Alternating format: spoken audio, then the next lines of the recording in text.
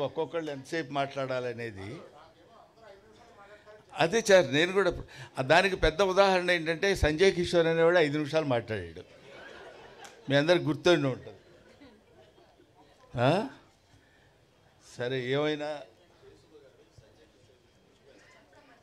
అయ్యో సంజయ్ కిషోర్ గారి గురించి జయసుధ గారు చెప్పడం మర్చిపోయారంట. లేదు కదా, పోన్లేమ్మా. తర్వాత అయిపోయిన తర్వాత మీరు అందరం వెళ్ళిపోయేటప్పుడైనా మీరు వచ్చి మాట్లాడచ్చు, ఏం ప్రాబ్లం లేదు. అతను ఉంటాడు, అతను చాలా చాలా తెలివిగా మాట్లాడాడు సంజయ్ కిషోర్ అనేవాడు. తర్వాత ఆయన గురించి ఎవరైనా మర్చిపోతారేమో అన్నీ చెప్పేసుకున్నాడు. పాపం మురళీమోహన్ గారు ఏదో అన్నారంట, అది నేనే చెప్తాను, ఆయన మర్చిపోతాడేమో అంటే, కాదు కాదు నేను చెప్తాలే, నాకు వదిలేయబోయా అదే అన్నాడు ఆయన. ఏమైనా ముందుగా పద్మవిభూషణుడు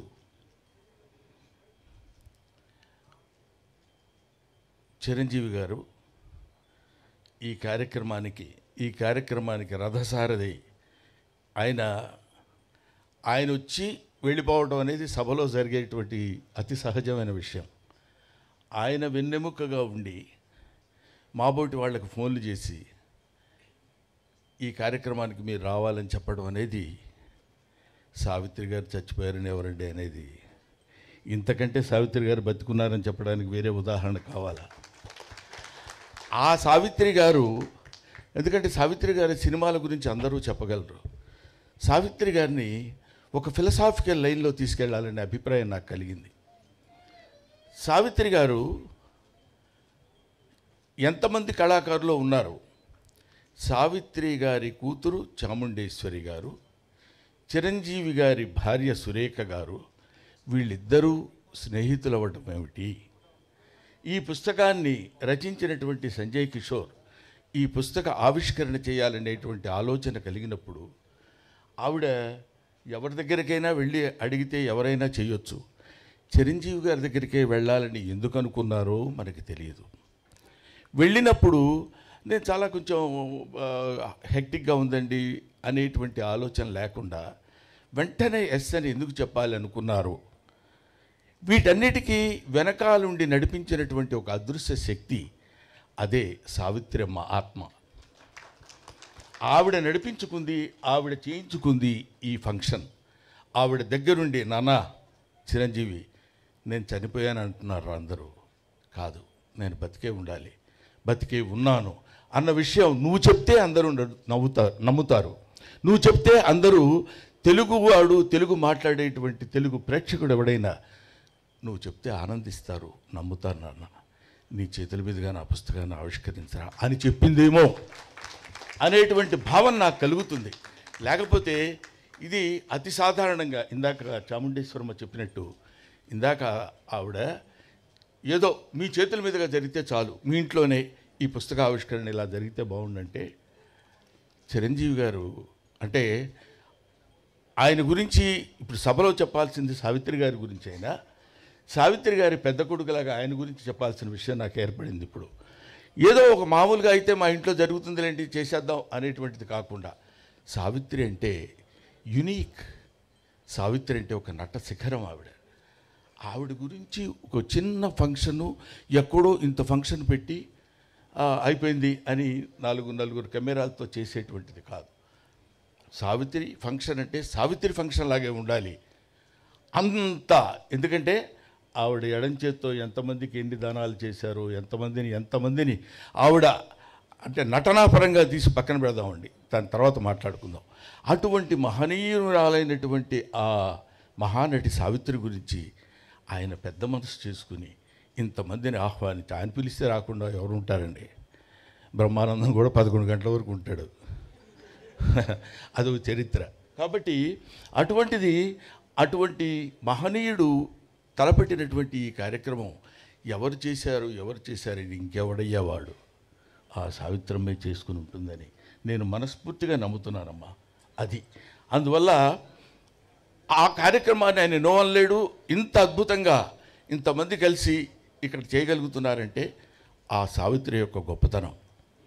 ఇక్కడ బ్రహ్మానందం చాలా బాగా యాక్ట్ చేసావు, ఇన్ని సినిమాలు చేసావు, నువ్వు ఇంత నటుడివి, ఎంత నటుడివి అని అన్నప్పుడు ఎప్పుడన్నా ఒకసారి నిజమైన మళ్ళీ లేకపోతే మళ్ళీ ఎందుకంటారు ఇలాగా చాలా గొప్పవాడేమో నేనని ఫీల్ అవుతున్నప్పుడు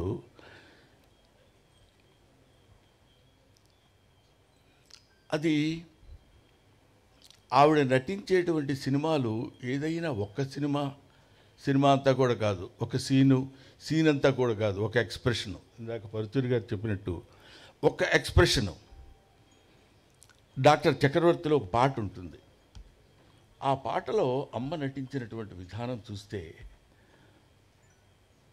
ఒక్క సెకండ్లో అంత రొమాంటిక్గా నీవు ఆ పాట ఏంటి, నీవు లేక వీణ నిలువు లేక వీణ పలుకలేనన్నది, నీవు రాదా నిలువలేనన్నది. ఆ పాట ఒకసారి దయచేసి మీ అందరికీ చేతులెత్తి నమస్కారం చేసి చెప్తున్నాను, గూగుల్లో కొడితే వస్తుంది, పాట చూడండి. ఇప్పుడు మేము మహానటులం, మేము చాలా గొప్పవాళ్ళమని బోర్డులు పెట్టుకునే వాళ్ళందరూ ఆ పాట ఒక్కసారి చూస్తే కనువిప్పు కలిగి వాళ్ళల్లో ఉన్నటువంటి నట అహంభావం మొత్తం దద్దలిపోయి పగిలిపోయి ముక్కలైపోయి ఆ తల్లికి చేతులెత్తి నమస్కరించాలనిపిస్తుంది. అది ఆవిడే ఎంతటి గొప్ప నటి అని చెప్పడానికి, అయ్యో ఆవిడ చూడలేకపోయామన్న బాధ కంటే ఇలా చూస్తున్నప్పుడు ఇలా చేయాలా, ఇలా చేస్తే ఇది కదా నటన, ఇది కదా యాక్టింగ్ అని చెప్పినప్పుడు నేను కొంచెం తెలుగు చదువుకున్నవాడు కాబట్టి తెలుగు మాస్టర్గా ఒక విషయం చెప్పాలి.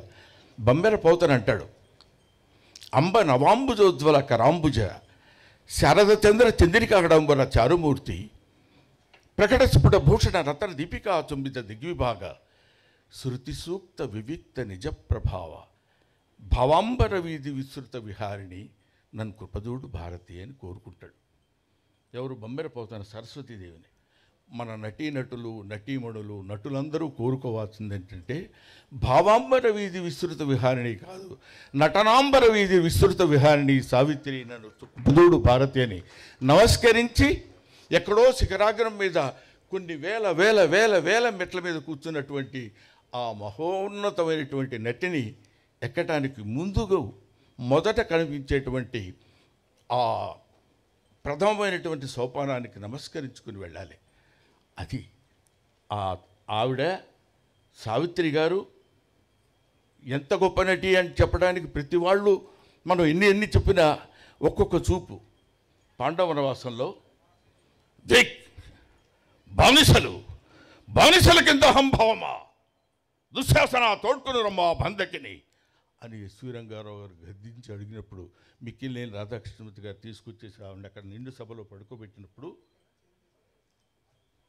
ఆ తర్వాత ఎంతమంది ద్రౌపదీలకు వేశారో తెలియదు కానండి, కృపాచార్యుడిని ఎలా చూడాలో అలా చూస్తుంది, ద్రోణాచార్యుడిని ఎలా చూడాలో అలా చూస్తుంది, దుర్యోధనుడిని ఎలా చూడాలో అలా చూస్తుంది, దుశ్శాసనుడిని ఎలా చూడాలో అలా చూస్తుంది, కృపాచార్యుడిని ఎలా చూడాలో అలా ఒక్కొక్క చూపులో ఒక్కొక్క వైవిధ్యాన్ని కనపడేటట్టు చూసి ఈవిడేనా ద్రౌపది, నిజంగా ద్రౌపది ఈవిడేనేమో అనే భావన కలిగించేటువంటి శక్తి సత్తా ఉన్నటువంటి మహానటి. ఆవిడ గురించి మాట్లాడుకోవడానికి ఇంతకంటే ఇంకేం కావాలి? ఆవిడ గురించి మాట్లాడుకునేటువంటి అవకాశం మనకు కలగడం, ఆవిడ గురించి తరించేటువంటి భాగ్యాన్ని నాకు కలుగజేసిన చిరంజీవి గారికి నా హృదయపూర్వకమైన నమస్కారాలు తెలియజేస్తున్నాను. ఎస్వి రంగారావు గారు ఇందాక ఆయన చెప్పినట్టు ఎస్వి రంగారావు గారితో పోటీపడి నటించడం అంటే మామూలు విషయం కాదు. ఎస్వి రంగారావు 6 అడుగుల ఆజానుబాహుడు. ఆయన ఎక్కడ మన ఇది జకర్తా కాదండి, ఎస్వి రంగ కీచకుడుగా నర్తనశాలలో చేస్తున్నప్పుడు మధుర తీసుకొని రమ్మని పంపిస్తుంది చెల్లెలు. సైరంధ్రి తమ్ముడికి మధుర తీసుకెళ్ళి ఇచ్చిరా అంటుంది.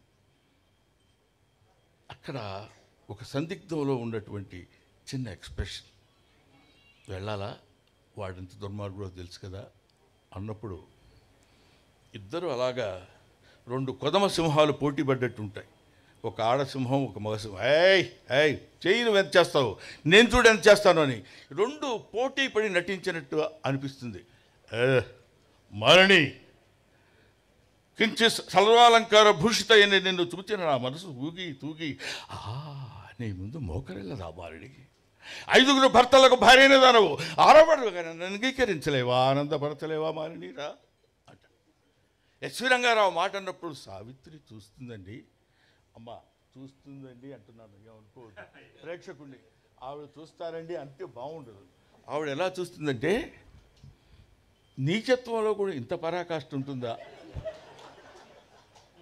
5 భర్తలకు భార్య అయిన దాను 6వడుగా నన్ను అంగీకరించలేవా, ఆనందపరచలేవా మాలినీరా, మన కోసం హంసతురిగా పల్పం ఎదురు చూస్తుందా అంటాడు. ఆయన తండ్రి కూతుళ్ళుగా కూడా వేశారు, వాళ్ళు తండ్రి కూతుళ్ళుగా కూడా నటించారు. కానీ ఇక్కడ ఒక పరమ నీచమైనటువంటి, పరమ దారుణమైనటువంటి, కామానికి బానిసైనటువంటి ఒక మూర్ఖుడిగా అతను నటిస్తుంటే, అక్కడ అసహించుకుని జుగుప్సాకరంగా ఉండేటువంటి ఒక వ్యతిరేకించే ప్రేయసిలా నటించడం అంటే, ఇలాంటివి ఎన్నెన్ని చెప్పాలి సావిత్రమ్మ గురించి. ఆవిడ ఒక విశ్వనట మహావృక్షం, ప్రపంచమంతా వ్యాపించినటువంటి ఈ నటీనటులకు కనువిప్పు కలిగించేటువంటి మహానట వృక్షం ఆవిడ. ఆ వృక్షం కింద ఎన్నో పూలు కాయలు పండ్లు రాలిపోతే మాలాంటి నటులు అక్కడ వేలుకుని చిన్న సజ్జలో ఆ పూలు అవి ఏరుకుని వెళ్ళిపోవాల్సినటువంటి స్థితి ఉన్నటువంటి వాళ్ళం. అటువంటి వాళ్ళని చాలామంది మనం ఏమనుకుంటామంటే, ఈ లలిత కళలు అంటారు. లలిత కళలు అంటే మామూలుగా ఫైన్ ఆర్ట్స్ అని ఇంగ్లీష్లో అంటారు, తెలుగులో దాన్ని తెలుగు చేసేటప్పుడు లలిత కళలు అంటారు. లలిత కళలు అంటే లలితములైన కళలు అని, చాలా సునిశ్చితమైన కళలు అని కాదు. లలిత కళలు అంటే లలితా గాయత్రి యొక్క అంశ కలిగినటువంటి కళలు, లలితా గాయత్రి యొక్క అనుగ్రహము కలిగినటువంటి కళలు. అవి కొంతమందినే ఆ తల్లి చూజ్ చేసుకుంటుంది, కొంతమందినే అలా పట్టుకుని పైకి తీసుకొస్తుంది. అలాంటి వాళ్ళలో లలితా గాయత్రి స్తన్యాన్ని కోరినటువంటి ప్రథమ అద్భుతమైనటువంటి తెలుగు బిడ్డ నిశంకర సావిత్రి. నిశంకర సావిత్రి అంటానికి ఆవిడ ఎంత మహానటి అంటే అంత మహానటి అని ఏ శంక లేకుండా చెప్పవచ్చు. నిశంకర సావిత్రి అంటే అంత గొప్పది. అటువంటి ఆవిడ గురించి ఎన్నెన్ని చెప్పుకోవాలని చెప్పండి. అటువంటి మహానటి ఆవిడ తలుచుకుంటేనే ఆహా ఇది చాలు కదా, ఇది గాక సాఫల్యం, ఇది గాక జన్మ సరితార్థం ఇంకొకటి కలదే. ఆవిడ గురించి మాట్లాడేటువంటి అవకాశం కలిగింది కదా, కలిగించినటువంటి మహనీయులు ఎంతోమంది ఉన్నారు కదా అని. అమ్మ చాముండేశ్వరి, అయ్యా గోవిందరావు గారు, మీరు ఏదో అంటారు సామెత, తల్లి గురించి ఈ వయసులో అమ్మని ఎలాగైనా బతికించుకోవాలి అనేటువంటిది. బతికించుకోవాలంటే అమ్మ చచ్చిపోతే బతికించుకోవాలమ్మా. ఎక్కడ చచ్చిపోయిందమ్మా మీ పిచ్చి కానీ, ఆవిడ ఉంటుంది. నటన భావాంబర వీధిలో విస్తృతంగా విహరిస్తూ ఉంటుంది, నటనాంబర వీధిలో నివసిస్తూ ఉంటుంది ఆ మహానటి సావిత్రి. ఆ తల్లికి నా హృదయపూర్వకమైనటువంటి నమస్కారాలు తెలియజేసుకుంటూ, అంటే ఆవిడ నమస్సులు తెలియజేసుకుంటూ అని నేను ఎందుకన్నానంటే, చచ్చిపోయిన వాళ్ళకి నివాళులు అని చెప్తారు. నాకు ఇంకా ఆవిడ చచ్చిపోయిందనే మాట నా నోటి నుంచి రావాలని నాకు ఇష్టం లేక నేను చెప్తున్నాను. ఎదురుగా కూతున్నారు మా అరవింద్ గారు, ఆయన వాళ్ళ నాన్నగారు ఉన్నారు. మాకు చిన్నప్పుడు మోగ మనసుల్లో వీళ్ళిద్దరు కాంబినేషన్ ఉండేది. ఇదిగా ఇటు పక్క రొయ్యలు, ఇటు పక్క కొరమైన చేపలు, ఇటు పక్క ఇవి వచ్చే నా వల్ల కాక అనేవాడు ఆయన. ఏంటి ఈయన ఇలా అన్నప్పుడు ఒక చిన్న మోగ మనసుల్లో సావిత్రమ్మ గారు ఆయన చేస్తున్నటువంటి నటన కాకుండా క్యారెక్టర్ పరంగా ఒక చిన్న నవ్వేది. మీరు ఒకసారి వీలుంటే ఒకసారి చూడండి. ఇలాగ ఎన్ని కోటి సీన్లో ఇక సదుగా అది శవం అది అని ఆయన ఒక మహానటుడు. ఇలాంటి మహానటుల యొక్క సమ్మేళనం అదొక మంచి మనసులు. ఇది మహానటుల యొక్క సమ్మేళనం. ఆ రోజుల్లో ఎస్వి రంగారావు గారు, సూర్యకాంతమ్మ గారు, అల్లు రామలింగయ్య గారు, ఎన్టీ రామారావు గారు, నాగేశ్వరరావు గారు, ఎవరు కృష్ణరాజు గారు, శోభన్ బాబు గారు, ఇలాంటి కన్నామ్మ గారు ఆవిడ, ఇలాంటి వాళ్ళని ఎవరిని మనం అంటే ఇంకా కన్నామ్మ గారు మాకంతా లేదు కాబట్టి ఒకవేళ మిస్ అయి ఉండొచ్చేమో కానివ్వండి, అంతటి మహనీయులైనటువంటి గడ్డ పుట్టినటువంటి మన తెలుగు గడ్డ మీద ఆ మహానటి సావిత్రి పుట్టింది. ఎంతమంది ఉన్నా Savitri, she is not 3, Savi 1. Thank you very much. నాకు ఈ అవకాశాన్ని కల్పించిన మీ అందరికీ నా హృదయపూర్వక నమస్కారాలు తెలియజేసుకుంటూ, ముఖ్యంగా ఈ పుస్తక రచన ఆ పాపం అతను చెప్పబోతే సూసైడ్ చేసుకుంటాడు, అతని పరిస్థితి అది. ఎందుకంటే నేను ఇంత కష్టపడి రాశాను, ఈయన సావిత్రి గురించి చెప్తున్నాడు కానీ నా గురించి చెప్పడం ఏంటనే దాని నుంచి బాగా నాకు తెలుసు అతను ఎంత మనోవ్యత చెందుతున్నాడో. కానీ ఏమైనా ఇందులో నేను హాస్యస్పూర్వకంగా మాట్లాడినా కొంత నిజాయితీ ఏముందంటే, చిన్నప్పటి నుంచి సావిత్రి గారి గురించి, సావిత్రి గారి యొక్క జీవితాన్ని గురించి ఔపోసన పట్టినటువంటి ఒక చిన్న ప్రాణి సంజయ్ కిషోర్. నాకు నిజంగా అంత కమిటెడ్గా ఏదో చేసేద్దాం అని కాకుండా కమిటెడ్గా సావిత్రమ్మ అని ఎంతమందినో పిలిచేది, ఫోటో సెక్షన్ ఎగ్జిబిషన్స్ పెట్టి 15 కంటిన్యూస్ ఇయర్స్గా చేయటం అంటే నిజంగా అలాంటి వాళ్ళు ఉండబట్టే ఇలాంటి కొంతమంది నటులు బతుకుతున్నారా అన్న భావన అదంతా తయారు చేసుకొని వచ్చాడు కాబట్టి, మీలాంటి వాళ్ళ దగ్గరికి ఆ బుక్ తీసుకురాగలిగాడు కాబట్టి, ఆ పుస్తకం ఇంత ప్రచురణ పొందింది కాబట్టి, ఇంతమంది కొన్ని కోట్ల మంది మళ్ళీ ఒకసారి సావిత్రమ్మను మననం చేసుకోవడానికి అవకాశం కల్పించినటువంటి చిరంజీవి గారికి చేతులెత్తి నమస్కరిస్తూ, నువ్వు ప్రామిస్ చేస్తే నేను పిలుస్తాను, మైక్ దగ్గరికి రాకూడదు, నువ్వు రాకూడదు. Thank you very much. Thank you.